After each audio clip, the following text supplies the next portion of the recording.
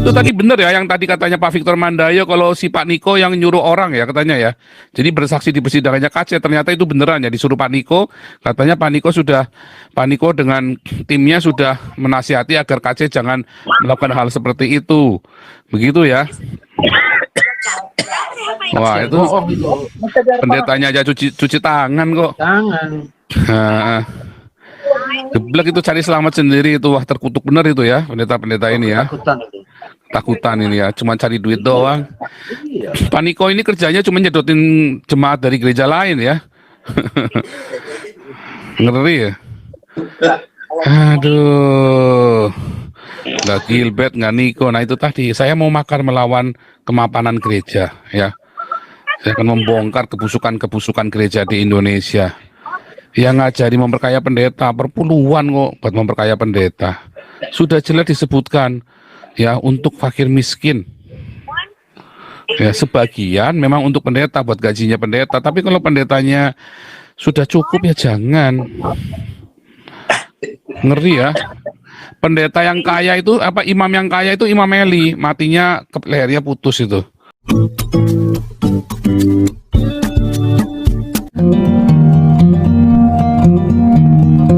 Ya itu ya.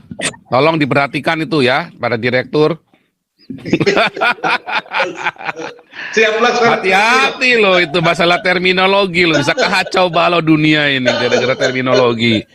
Itu pendeta-pendeta gara-gara terminologi konflik paradigma itu di gereja tuh.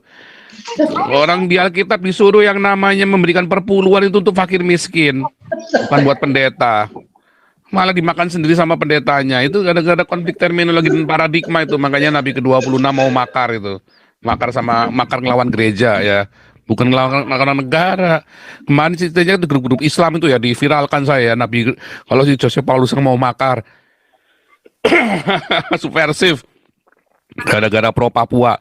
Kalau saya pro Papua itu karena saya tidak suka dengan kekerasan ya. Makanya kita itu bukan pro Papua merdeka, salah.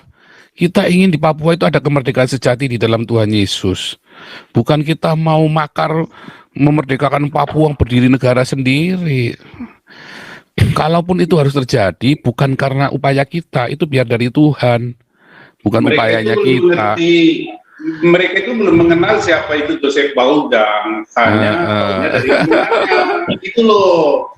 Jadi siapa itu Joseph Baudang harus dipahami kan. Tapi kalau mau makar, memang saya makar melawan organisasi Kristen di Indonesia. Itu karena salah semua.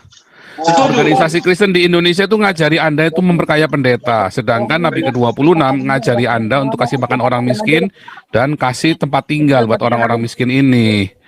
Nah ini kan yang melawan tatanan gereja. Itu tadi benar ya yang tadi katanya Pak Victor Mandayo kalau si Pak Niko yang nyuruh orang ya katanya ya. Jadi bersaksi di persidangannya KC ternyata itu beneran ya disuruh Pak Niko. Katanya Pak Niko dengan timnya sudah menasihati agar KC jangan melakukan hal seperti itu. Begitu ya. Wah itu pendetanya aja cuci tangan kok. Nah, geblek itu cari selamat sendiri itu. Wah terkutuk bener itu ya pendeta-pendeta ini ya. Takutan ini ya, cuma cari duit doang. Pak Niko ini kerjanya cuma nyedotin jemaat dari gereja lain ya. Ngeri ya. Aduh. Nggak Gilbert, nggak Niko. Nah itu tadi, saya mau makar melawan kemapanan gereja ya. Saya akan membongkar kebusukan-kebusukan gereja di Indonesia. Yang ngajari memperkaya pendeta, perpuluhan kok buat memperkaya pendeta. Sudah jelas disebutkan ya untuk fakir miskin. Ya sebagian memang untuk pendeta buat gajinya pendeta, tapi kalau pendetanya sudah cukup ya jangan.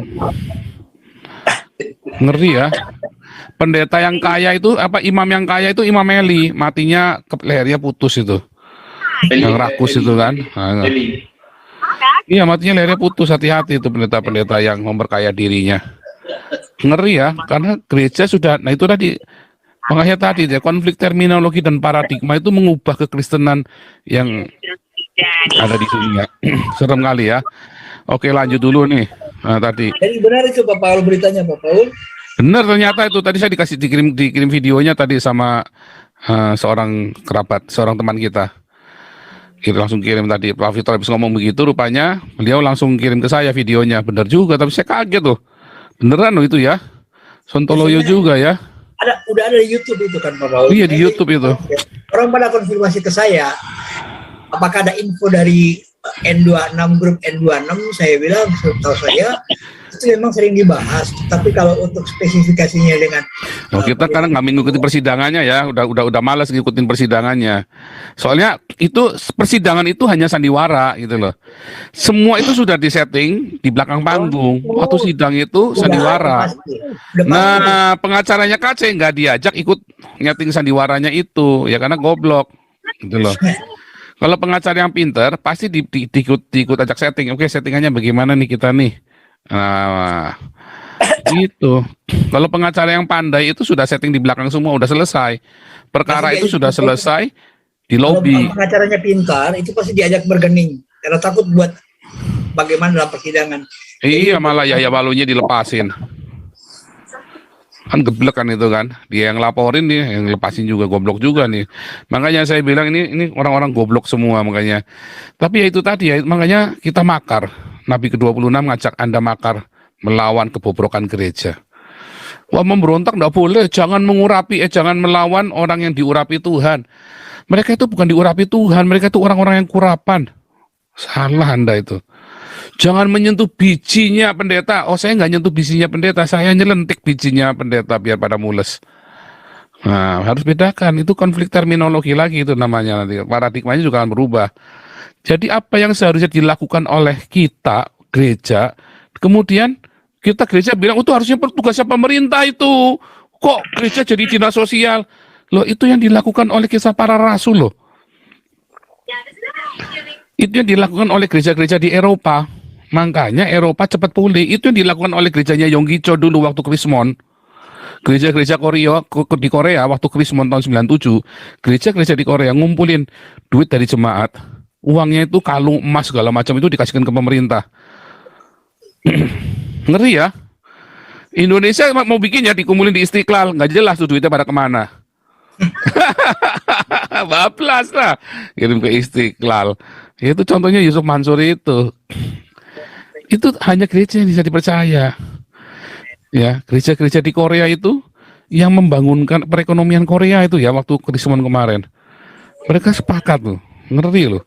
Gereja di Eropa juga sama. Perang Dunia Kedua, mereka yang kasih makan rakyat. Makanya rakyat mau ateis, mau percaya Tuhan, nggak percaya Tuhan, mau orang berdosa, nggak berdosa, mereka pasti pergi ke gereja. Tujuannya bukan mau cari Tuhan, mau cari makan. Sama cari ini kehangatan, karena di rumahnya mereka kan nggak ada perapian, ini semua kolaps. Mereka pergi ke gereja, di gereja itu ada hangat, ada heaternya, ada warmingnya, ada ininya kan. Makanya mereka itu di gereja akhirnya semuanya hangat. Sampai begitu ya, dan itu tugasnya gereja. Gereja di Indonesia edan, ya kan, punya lapangan parkir gede-gede dianggurin Senin sampai Jumat, coba bayangin. Ya kan? Harusnya lapangan parkirnya kan bisa dibikin tenda-tenda itu buat orang-orang miskin toh. Malah kita yang mau bikin loh, dananya 1 miliar tadi ya. Kita mau kumpulin dana 1 miliar, doakan saja ya. Doakan supaya ini terjadi ya, bukan proyek yang kacang-kacang ini ya. 1 miliar mah gampang, saldo kita dalam 400 juta kan. Saldo kita 400 juta. Tapi itu saldonya itu memang diperuntukkan untuk kasih makan ya kalau saldo itu. Ini proyek 1 miliar ya, satu tenda 10 juta, kira-kira kalau 50 tenda 500 juta, 500 juta, terus bisa untuk biaya macam-macam, kira-kira 200 juta lagi, ya sama untuk gaji itu harus digaji ya, dokter-dokternya semua, volunteernya, ada volunteer yang nggak perlu digaji kalau volunteer memang volunteer, tetapi ada yang full-timernya kan perlu digaji, yang full-timer, yang full-timer perlu digaji. Nah itu kita proyeknya itu kan, ini proyek lama ya. Ini doakan ya, makanya nyumbangnya jangan tanggung-tanggung kalau nyumbang itu, jangan pelit-pelit. Anda ini mau masuk surga apa enggak? Tadi sudah saya tunjukkan ayatnya. Kalau Anda tidak melakukan ini, yang ngasih makan sama kasih tumbangan orang asing ini, Anda masuk neraka loh, langsung loh. Itu ayatnya tertulis dengan jelas loh. Oh itu metafora Pak, gundulmu peyang metafora. Itu beneran ya.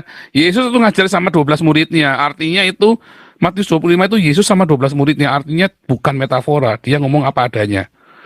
Kalau Yesus sama orang banyak, dia ngomong dalam metafora, dalam perumpamaan. Tapi kalau lagi ngomong sama murid-muridnya, itu lagi ngomong belak-belakan. Itu yang terjadi. Ya. Makanya di Kisah Rasul 2, begitu mereka baptisan Roh Kudus, proyeknya mereka itu apa? Diakonia. Pelayanan pertamanya para rasul itu diakonia dan marturia.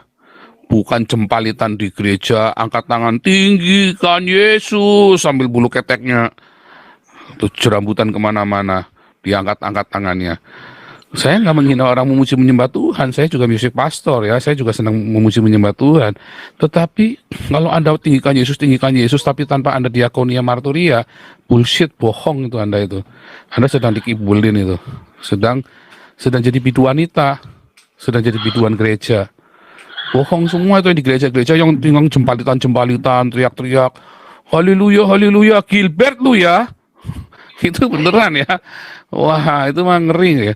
Kita mau ngomong apa adanya di sini. Konflik terminologi dan paradigma telah mengecoh Anda masuk dalam neraka. Luar biasa. Sebentar, ini ada Amerika dulu nih.